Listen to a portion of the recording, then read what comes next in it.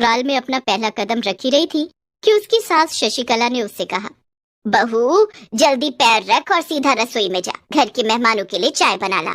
नीलू को शशिकला की ये बात बहुत बुरी लगी। उसके ससुर विनोद ने भी शशिकला को टोका। अरे रमेश की माँ, ये तुम क्या कह रही हो? अभी तो बहू ने ठीक तरह से घर को देखा भी नहीं।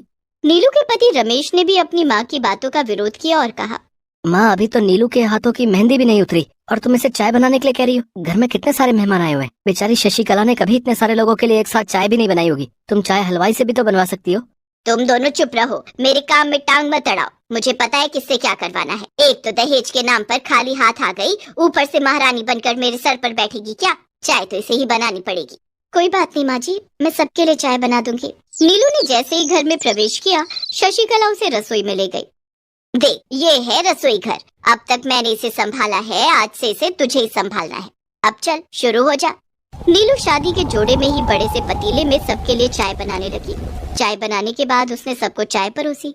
सबको चाय देने के बाद वो अपने और रमेश के लिए चाय लेकर अपने कमरे में आ गई। मुझे माफ कर दो नीलू, माँ ने आते ही तुमसे काम करवाना शुरू कर दिया। कोई बात नहीं, आखिर 2 दिन के बाद मुझे ही तो सब कुछ करना था ना, तो आज से ही सही। आप परेशान मत हो, हम दोनों साथ मिलकर गर्मा गर्म चाय पियेंगे। रमेश और नीलू चाय पीने लगे। नीलू ने चाय का पहला घूंट ही पिया था कि उसे उसकी सास शशिकला की जोर से चीखने की आवाज आई। अरे ये तो माँ जी की आवाज है, क्या हुआ माँ जी को?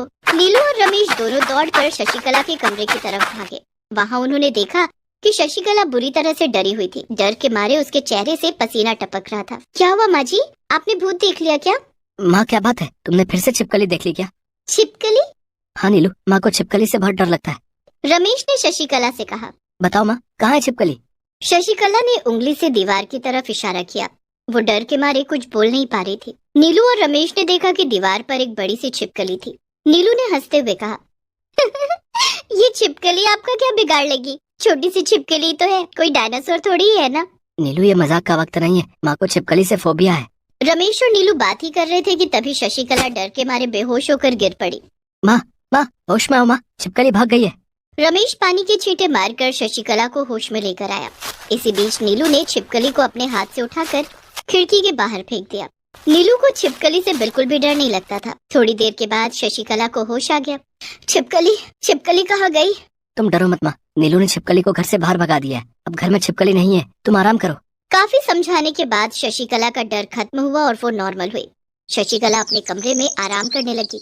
रमेश और नीलू अपने कमरे में आ गए। ओहो, हमारी चाय तो ठंडी हो गई, मैं दूसरी चाय बना कर लाती हूँ। नीलू रसोई घर में जाकर फिर से चाय बनाने लगी। चाय बनाते वक्त नीलू सोचने लगी, माँ जी को छिपकली से बहुत डर लगता है। अगर मैं छिपकली बन जाऊँ तो माँ जी मुझसे भी डरने लगेंगी और मुझे फालतू परेशान नहीं करेगी। लेकिन मैं छिपकली बनूंगी कैसे? काश मुझे कोई जादू आता।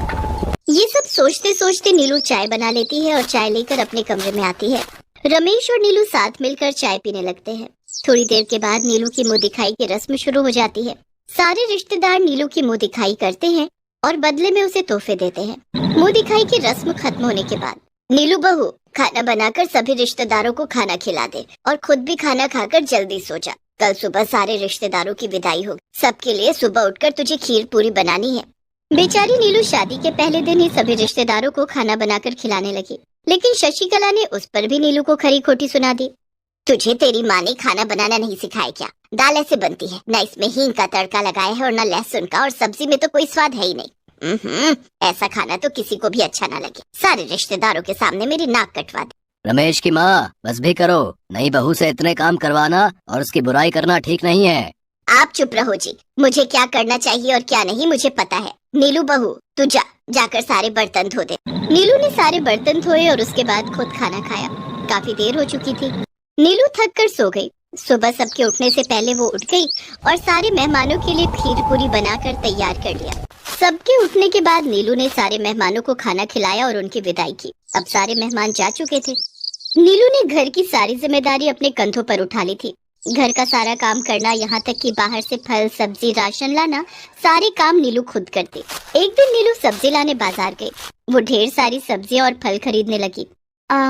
रमेश को आम बहुत पसंद है, 1 किलो आम ले लेती हूँ, और बाबूजी को खरबूजे बहुत पसंद है, 1 किलो खरबूजा भी ले लेती हूँ। नीलू सबकी पसंद के फल और सब्जियां खरीद कर घर दी। बेटी, कुछ खाने को दे दो, बहुत भूखी हूँ। नीलू ने पीछे मुड़कर देखा तो एक बहुत बूढ़ी औरत अपनी कपकपाती आवाज से उसे आवाज लगा रही थी। बेटी, मुझे कुछ खाने को दे दो। हाँ हाँ अम्मा, ये सब आपके लिए ही तो है। नीलू ने सारे फल उस बूढ़ी अम्मा को दे दिए। बूढ़ी अम्मा ने वहीं बैठकर सारे फल खा लिए।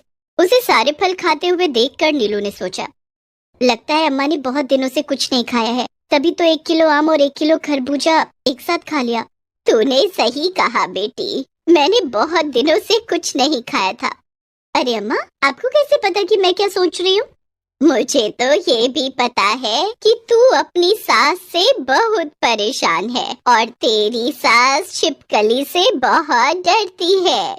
क्या आप कोई जादूगर हो? सारी बातें आपको कैसे पता है? हाँ, तूने ठीक कहा बेटी, मैं एक जादूगर हूँ। मैं लोगों की इंसानियत की परीक्षा लेने निकली थी। जो भी उस परीक्षा में पास होता, उसे मैं अपनी कुछ जादुई शक्तियाँ दे देती। तू उस परीक्षा में पास हुई है, इसलिए अब मैं तुझे अपनी कुछ जादुई शक्तियाँ दूंगी। बूढ़ी अम्मा बनी जादूगरनी नीलू को अपनी जादुई शक्तियों का कुछ अंश दे देती है। अब तू जिसका चाहे उसका रूप धारण कर सकती है। सच में अम्मा, क्या मैं छिपकली का रूप धारण कर सकती हूँ? हाँ, तू छिपकली बन सकती है और अपनी सास को डराकर काबू में कर सकती है। लेकिन तुझे छिपकली बनने से पहले अपने मन में 3 बार सोचना होगा कि मैं एक छिपकली हूँ। उसके बाद तू छिपकली बन जाएगी और वापस लड़की बनने के लिए तुझे अपने मन में 3 बार सोचना होगा कि मैं एक लड़की हूँ। तब तू लड़की बन जाएगी। ये सुनकर नीलू बहुत खुश हो गई। आपका बहुत बहुत धन्यवाद अम्मा। खुश रहो बेटी। अच्छा, अब मैं चलती हूँ।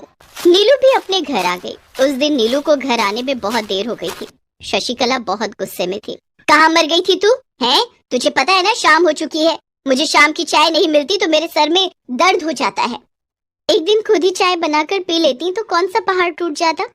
उस दिन नीलू ने शशिकला को पहली बार जवाब दिया था, जिसे शशिकला सहन नहीं कर पाई और वो एक मोटे डंडे से नीलू की पिटाई करने लगी। तभी नीलू ने अपने मन में 3 बार सोचा, मैं एक छिपकली हूँ, मैं एक छिपकली हूँ, मैं एक छिपकली हूँ। नीलू को 3 बार ऐसा सोचते ही वह छिपकली बन गई और शशिकला का डंडा जमीन से जा टकराया। शशिकला ने जैसे ही अपने सामने एक मोटी और बड़ी सी छिपकली देखी, उसकी जोर से चीख निकल गई। उस वक्त घर में शशिकला और नीलू के अलावा कोई नहीं था। अपने सामने छिपकली को देखकर शशिकला बुरी तरह से डर गई। वो अपने कमरे की तरफ भागी। उसके पीछे पीछे छिपकली बनी नीलू भी भागने लगी। शशिकला ने अपने कमरे में जाकर दरवाजा अंदर से बंद कर लिया और वो बेहोश हो गई। कमरे के बाहर छिपकली बनी नीलू शशिकला का इंतजार करने लगी, लेकिन शशिकला बाहर नहीं आई।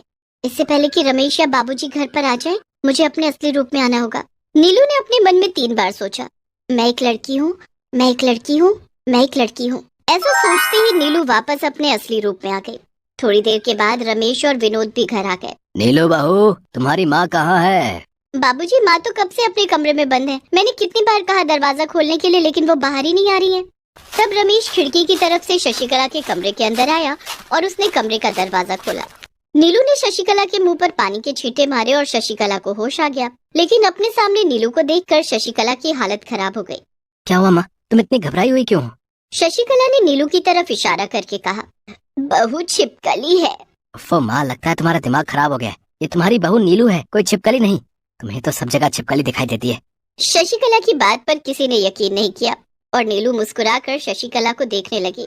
उस दिन के बाद से शशिकला जब भी नीलू को परेशान करने की कोशिश करती, नीलू छिपकली बन जाती। नीलू को छिपकली के रूप में देखकर शशिकला की बुरी हालत हो जाती। शशिकला अब नीलू से बहुत डरने लगी थी। उसने नीलू को बेवजह परेशान करना छोड़ दिया। घर में जब कोई नहीं होता, तब तो शशिकला नीलू के सामने ही नहीं जाती। इस तरह नीलू को शशिकला की बदमाशियों से मुक्ति